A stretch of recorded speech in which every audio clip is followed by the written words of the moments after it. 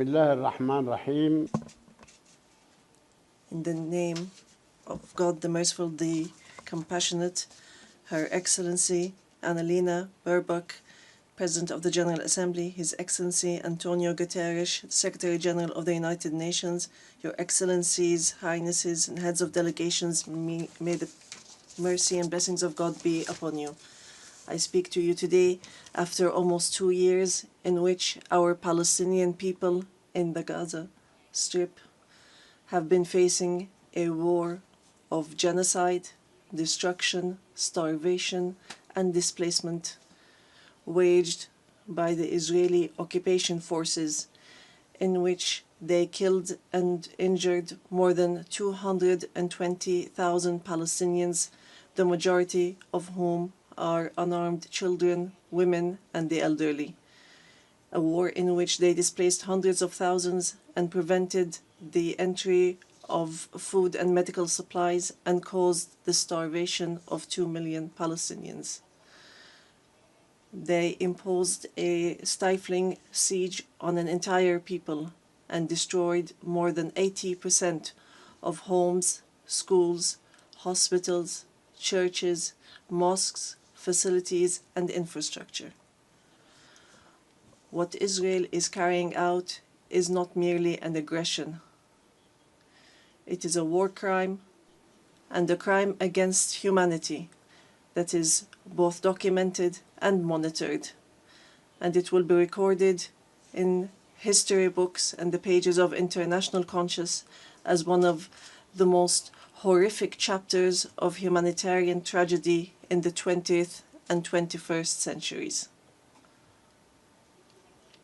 In the West Bank, including East Jerusalem, the capital of the State of Palestine,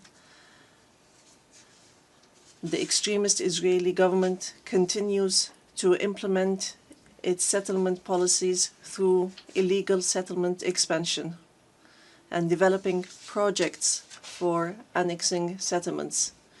The latest was the construction plan for E1, which would divide the West Bank into 2 parts and would isolate occupied Jerusalem from its surroundings and would undermine the option of the two-state solution in a blatant violation of international law and relevant Security Council resolutions, specifically Resolution 2334. Furthermore, the Israeli Prime Minister announced a plan for what he calls Greater Israel, which we reject and completely deplore, and which involves expanding into sovereign Arab states. In addition to the brutal attack against the sisterly state of Qatar, which we condemn and see as an escalation that is grave and a blatant violation of international law, which requires a decisive intervention and deterring procedures and measures for such expansionary plans.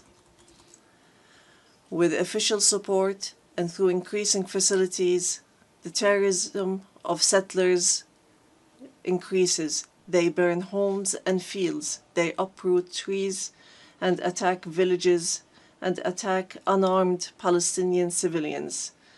In fact, they kill them in broad daylight under the protection of the Israeli occupation army. Furthermore, the Islamic and Christian religious sites in Jerusalem, Hebron, and Gaza Strip have not been spared the attacks which have damaged the mosques, churches, and cemeteries in a blatant violation of the historic status quo and in a clear violation of the provisions of the international law. Despite all what our people have suffered, we reject what Hamas carried out on the 7th of October. These actions that targeted Israeli civilians and took them hostages, because these actions do not represent the Palestinian people, nor do they represent their just struggle for freedom and independence. We have affirmed, and we will continue to affirm, that the Gaza Strip is an integral part of the State of Palestine, and that we are ready to bear full responsibility for governance and security there. Hamas will not have a role to play in governance. Hamas and other factions will have to hand over their weapons to the Palestinian National Authority as part of a process to build the institutions of a one state, one law, and one legal security forces. We reiterate that we do not want an armed state. Ladies and gentlemen, our wounds are deep and our calamity is great. 7 million Palestinians are still living the tragedies of the Nakba and displacement since 1948. Our people in the West Bank, including East Jerusalem, and in the Gaza Strip, are still living the tragedies of the Israeli aggression and occupation for decades. Years that our people have spent under occupation, killing, arrests, and settlement, and the theft of money, property, and lands. And this still continues without any deterrent or accountability.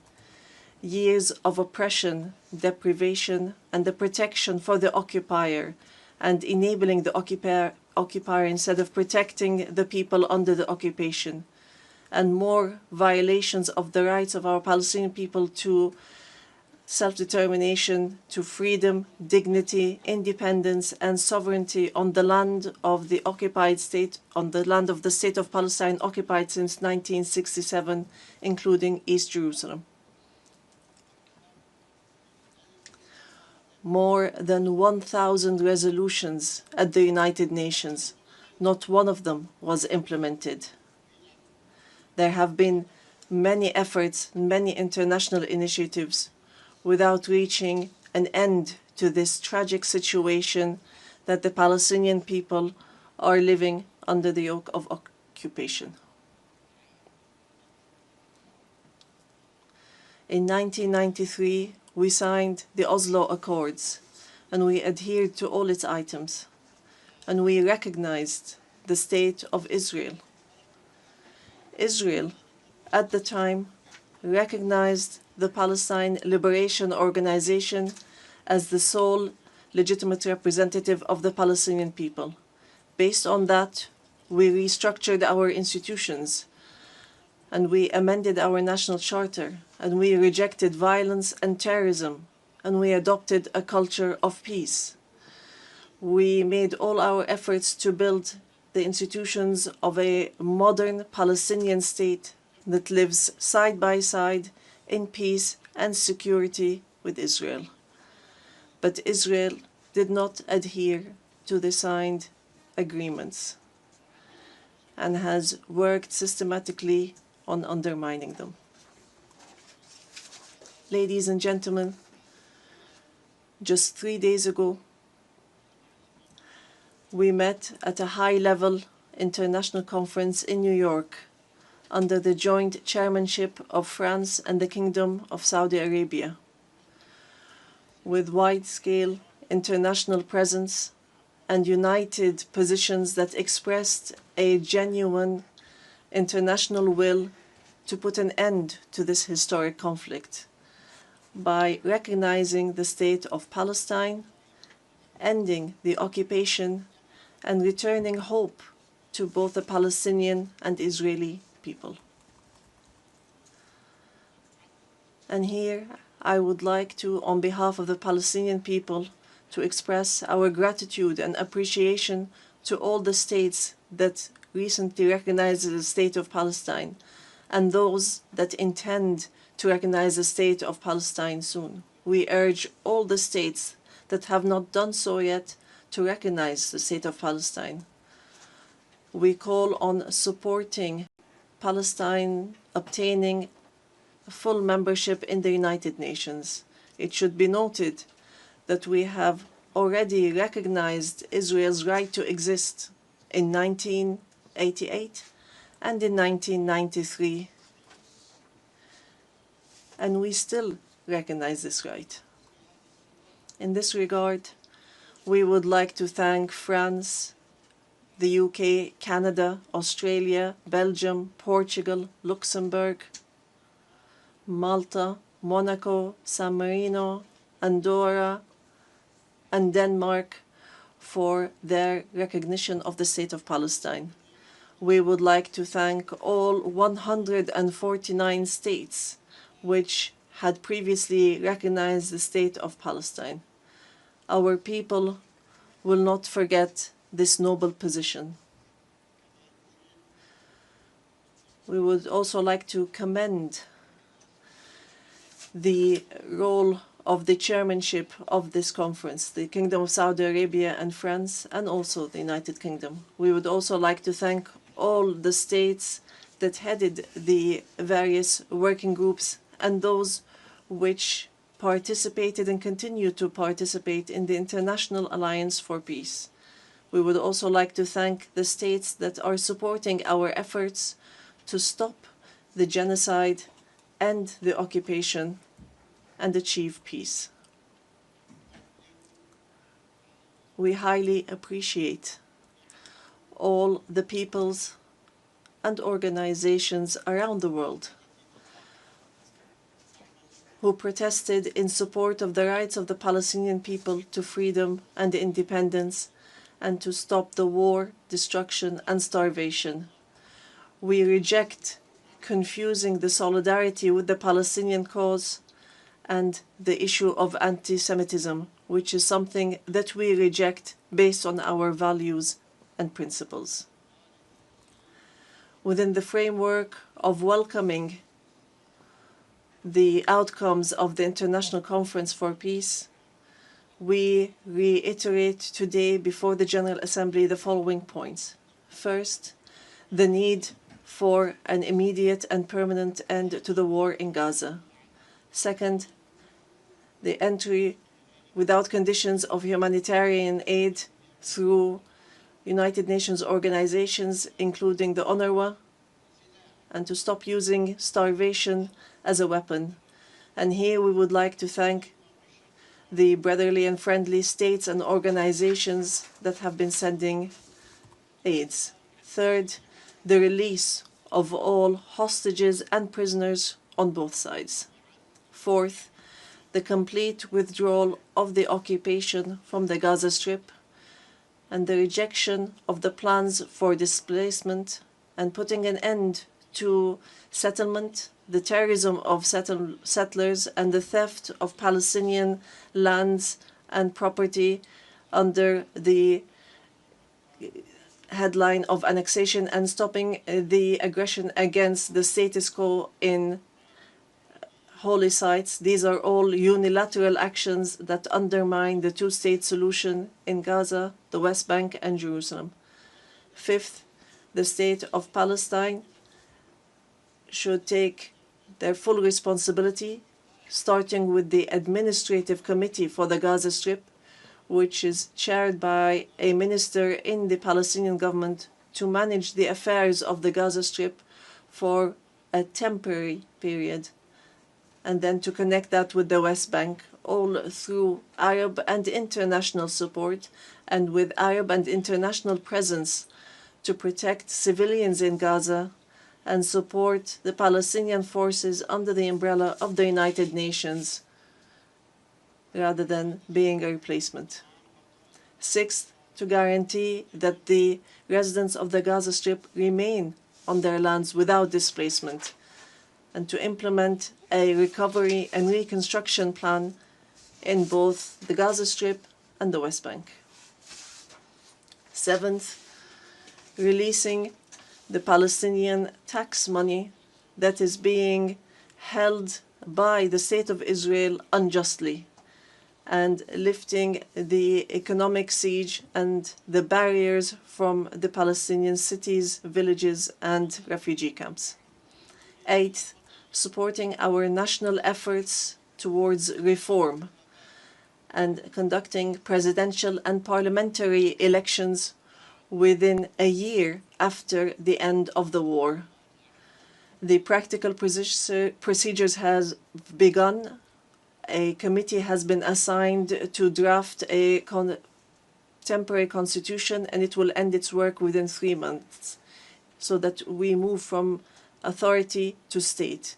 We want a modern and democratic state that abides by international law, the rule of law, and multilateralism, and the peaceful transition of power. And we are extremely keen to empower women and the youth. Ninth, we declare that we are ready to work with US President Donald Trump and with the Kingdom of Saudi Arabia and France, the United Nations, and all partners to implement the peace plan that was approved in the conference that was held on the 22nd of September in a way that would lead towards a just peace and regional cooperation. Ladies and gentlemen, today we say clearly, peace cannot be achieved if justice is not achieved. And there can be no justice if Palestine is not freed. We want to live in freedom, security, and peace like all other people on earth, in an independent, sovereign state on the borders of 1967, with East Jerusalem as our capital, in security and peace with our neighbors. We want a modern civilian state that is free of violence, weapons, and extremism, one that respects law, human rights, and invests in people, development, technology, and education, not in wars and conflict.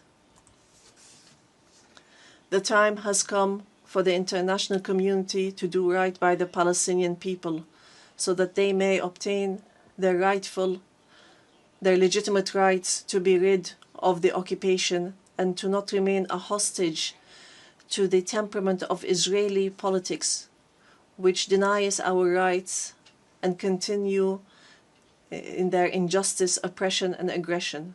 We are continuing to move forward, and we will continue our peaceful, legal, and diplomatic fight to obtain our rights.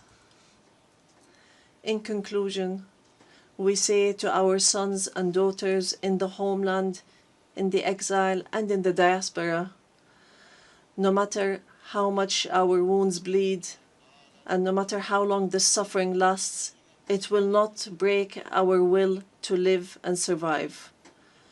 The dawn of freedom will emerge, and the flag of Palestine will fly high in our skies as a symbol of dignity, steadfastness, and being free from the yoke of occupation. Palestine is ours. Jerusalem is the jewel of our heart and our eternal capital. We will not leave our homeland. We will not leave our lands. Our people will remain rooted like the olive trees, firm as the rocks. We will rise from under the rubble to rebuild and to send from our blessed and holy land the messages of hope and the sound of truth and right, and build the bridges of just peace for the people of our region and the entire world. May the peace and mercy and blessings of God be upon you.